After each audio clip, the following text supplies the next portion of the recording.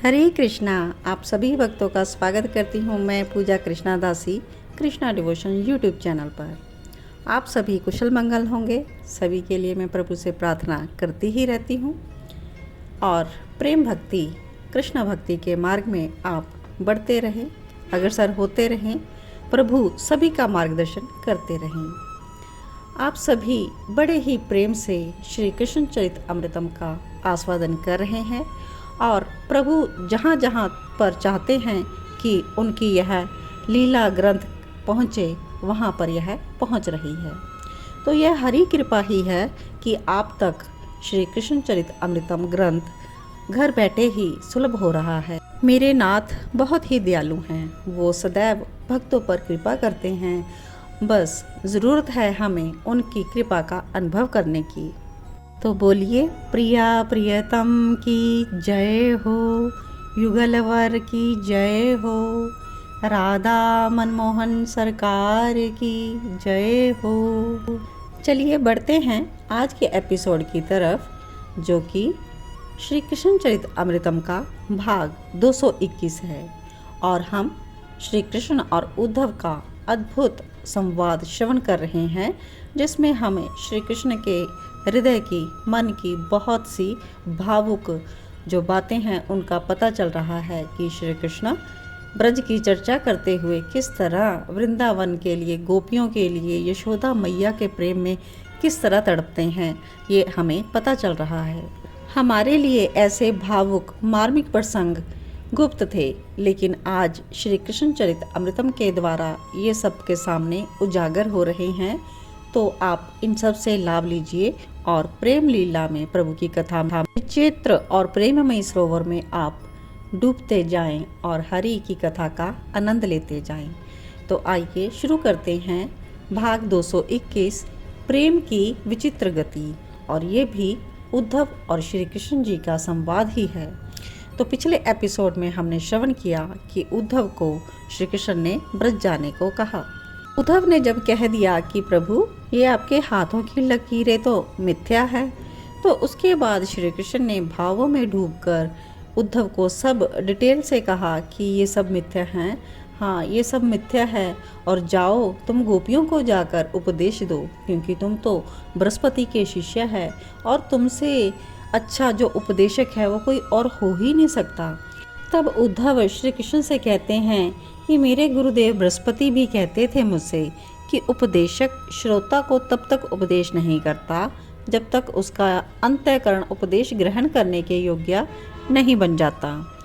तो इसका रहस्य मैं तब तक नहीं समझा था, पर आज इस बात का कितना गहरा और व्यापक रहस्य है मैं समझ सकता हूँ, क्योंकि इस प्रेम रहस्य को समझने योग्य मेरे अंतःकरण को मेरे नाथ ने बना दिया था उस प्रेम भूमि वृंदावन में भेजकर। मेरे नाथ अगर मुझे वृंदावन नहीं भेजते तो मैं इस महान तत्व प्रेम के साक्षात्कार से वंचित ही रह जाता।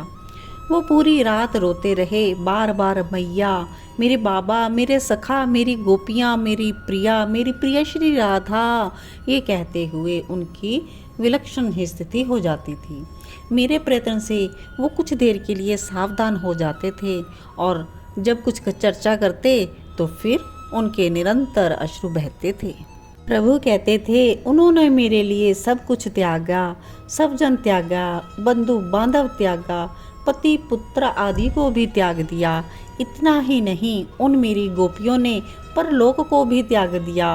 वे केवल शरीर हैं, उनमें श्वास मैं ही हूँ, उनमें मेरी ही चेतना है। मैं नहीं समझ रहा था उनकी इन बातों को रहस्य, उद्धव ने कहा। तो श्री कृष्ण कहते हैं देखो सुबह होने वाली है, वृंदावन जाओ उद्धव, किसी को मथुरा में पता ना चले कि तुम वृंदावन गए हो। मैं यहाँ सब संभाल लूँगा, कह दूँगा कुछ भी, कोई देखे नहीं तुम्हें। उद्धव कहते हैं मैंने कहना चाहा पर मेरा रथ। लेकिन श्री कृष्ण ने कहा उद्धव मेरे रथ में जाओ ना, स्वर्ण के रथ में, यही रथ मुझे लेकर आया था वृंदावन, अब इसी रथ में तुम जाओ। मैंने सिर झुकाया, चरण वंदन किए। वो नीलमणि मुझे अपलक देख रहे थे। उस समय उनके नेत्र सजल थे, पर वो रुके थे मानो रोक लिया हो उन्हें। उद्धव जी तात विदुर जी को यह प्रसंग सुनाते हुए कहते हैं कि मैंने सोच लिया उस टाइम कि मेरा यहाँ ज़्यादा रुकना उचित नहीं, क्योंकि मैं ज़्यादा रुका तो फिर श्री कृष्ण की दशा बिगड़ सकती थी। इसलिए मैं बाहर निकला। अरुण उदय हो गया था, पर सूर्य उदय में अभी समय शेष था। वो फिर मेरे पीछे दौड़े। मैं रुका तो बड़े प्रेम से मेरा हाथ पकड़कर ले आए वापस महल में। मुझे देखते रहे आपलक। मैं समझ नहीं रहा था कि क्यों ऐसा देख रहे हैं। फिर अपना केसर का तिलक मेरे माथे में लगा दिया, मेरे केशों को बिखेर दिया। एक पीला वस्त्र मेरे मस्तक में बांधते हुए उसमें एक मोर पंख को खोस दिया। ये सब क्या था? उफ, मैं कुछ समझ नहीं पाया। वो बेचैन थे, वो बहुत बेचैन थे। उनके मन में क्या था ये तो वही जाने। पीली पीताम्बरी अपनी निकाल कर मुझे उड़ा दी और फिर दूर चले गए और दूर खड़े होकर मुझे देखने लगे। फिर आए मेरे पास और आकर मेरे मुखमंडल को संवारने लगे। तो उफ, जब उन्होंने ये कहा कि इस मुख को मेरी श्री राधा जी देखेंगी, तो अब फिर उनके अश्रु बहने लगे। कहते हैं, तुम मेरे जैसे नहीं लगोगे ना, तो वहाँ तुम्हारी कोई बातें भी नहीं सुनेगा। हाँ, अब ठीक लग रहे हो, अब मेरे जैसे लग रहे हो। मेरी प्रिया तुम्हें देखेंगी, तुम समझाना उन्हें, कहना क्यों रोती हो, वो तो तुम्हें भूल चुका। कभी उसे तुम्हारी याद भी नहीं आती। मैंने उनके मुखारविंद की ओर देखा और प्रश्नवाचक दृष्टि से देखा। याद नहीं आती तो रोते क्यों हो? पर वो मेरी किसी बात का कोई उत्तर नहीं दे रहे थे। बड़ी अटपटी चाल थी इस प्रेम देवता की। मैं तो अब जाकर समझा, उफ, ये प्रेम ईश्वर को भी न जाने का सामर्थ्य रखता था। मुझे ये बात तब समझ में नहीं आई थी तात। तो बहुत ही प्यारा सा प्रसंग हमने श्रवण किया कि किस प्रकार श्री कृष्ण बहुत ही समझा कर और बिल्कुल अपने जैसा तैयार करके ब्रज के लिए भेजते हैं, ताकि सभी उसकी ओर देखें और कृष्ण के समान उसको समझें और उसकी बातें सुनें। तो आज के लिए इतना ही। इसके आगे का प्रसंग हम नेक्स्ट भाग में श्रवण करेंगे। तो आप सभी श्री कृष्ण के गोपी प्रेम, श्री राधा के प्रति प्रेम और वृंदावन ब्रज के प्रति प्रेम को समझने के लिए और उद्धव के जो गोपियों के साथ संवाद हैं, इनको अच्छे से अपने हृदय में उतारने के लिए श्रवण करते रहें।